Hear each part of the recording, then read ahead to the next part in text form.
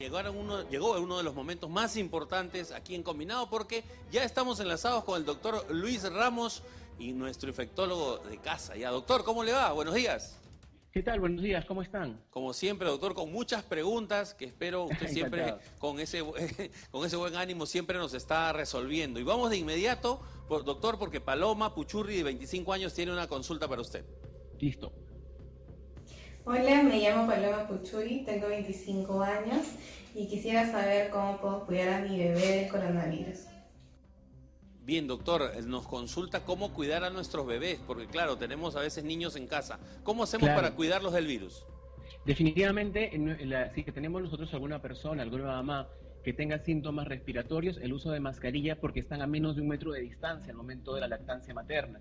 Y tenemos que hacer una higiene correcta. En este caso, no solamente el lavado de manos, sino también del pezón, porque es de aquí donde la criatura va a tomar la lactancia materna. Ahora, recordemos por favor que a través de la leche materna la mamá le presta sus anticuerpos y su inmunidad a la criatura. Entonces la lactancia materna vendría a ser aquí el principal secreto para que ese niño tenga correctas defensas ante cualquier infección. Importante lo que nos dice, doctor, porque no solamente le está dando, como usted dice, los anticuerpos, sino los fortalece. Algunos pensaban que más bien podría ser una fuente de contagio, pero no es así. No se ha demostrado. Ok. Buenos días, doctor Luis Ramos. ¿Qué tal? Tenemos una pregunta de Sergio Chigne, de 28 años. ¿Listo? Hola, ¿qué tal? Mi nombre es Sergio Chigne y mi pregunta es la siguiente.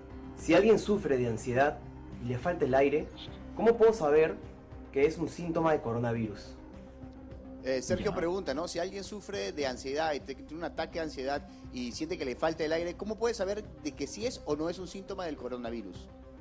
En realidad es una muy buena pregunta. Tenemos muchos pacientes que llaman por cuadros de ansiedad toda vez que además estamos en cuarentena y estar encerrados a veces puede que se me preocupen un poquito. Pero recordemos que tiene que haber los síntomas respiratorios de inicio, es decir, que haya habido congestión, malestar general, tos, los síntomas leves que corresponden al inicio de coronavirus. Y otra cosa más es que cuando tenemos un cuadro de ansiedad, si la persona se sienta, respira despacio y se tranquiliza, el cuadro de dificultad va a mejorar, pero si en cambio es por un problema de coronavirus, esto no va a pasar y la dificultad va a continuar. Claro, hay que tratar de no caer en una hiperventilación o algo por el estilo, ¿verdad?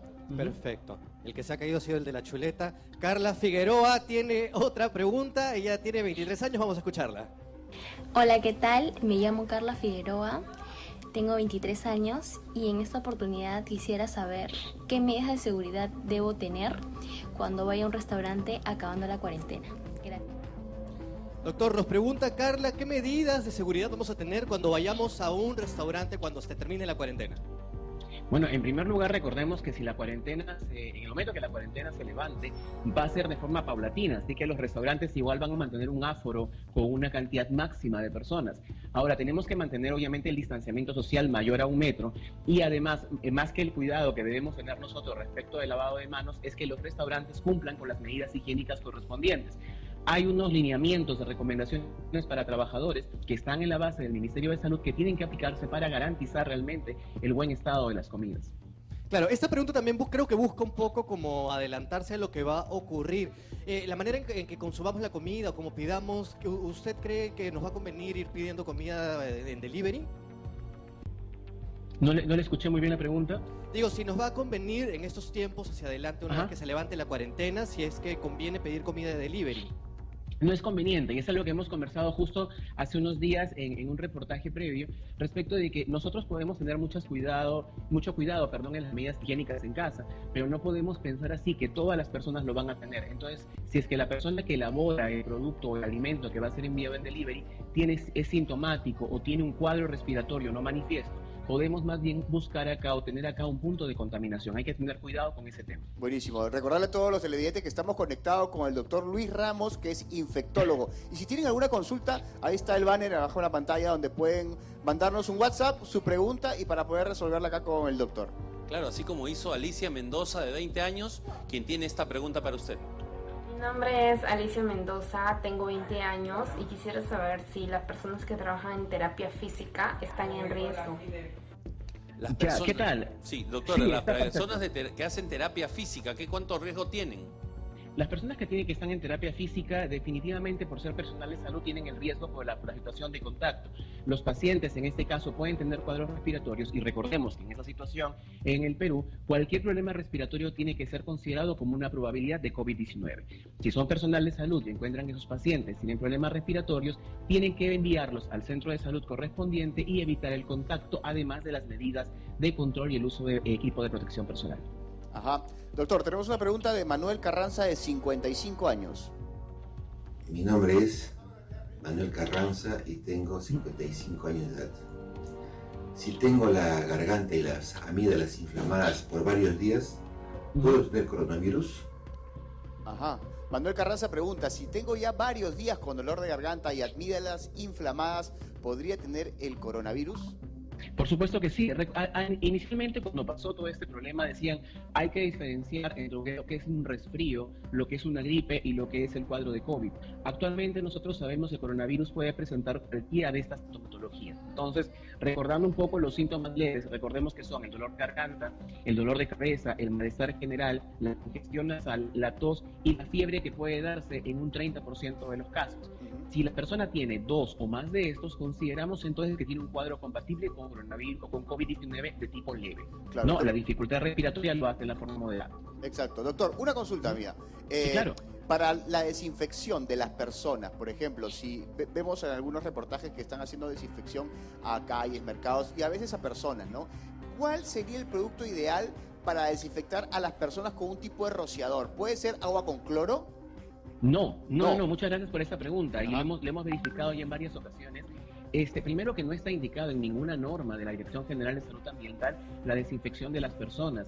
Tenemos reportes nosotros de que hay empresas que están desinfectando a sus trabajadores con amonio cuaternario, con agua con lejía, que son totalmente dañinos tanto para la vía respiratoria como para la piel de las personas. Entonces, lo que deberían hacer esas empresas es colocar un centro o un lugar donde puedan hacerse lavado de manos. Quizás puedan hacer un rociado de alcohol, que lo hacemos, pero en las unidades de atención de emergencia de las ambulancias SAMU, para poder evitar el contagio. Pero en el público en general puede ser terriblemente dañino y terriblemente lesivo, sobre todo para vías respiratorias. Puede ser muy irritante. O sea, que quede claro que no hay ninguna forma ya establecida y recomendada para hacer una desinfección mediante el roceo, ¿verdad? No hay ninguna, ni tampoco, aprovechando tu pregunta, tampoco es indicado las fumigaciones. He visto en varios lugares que están fumigando y recordemos que es un virus que no se transmite por insectos. Claro, y la desinfección con agua con lejía que están haciendo las municipalidades por las calles, mercados, eso sí.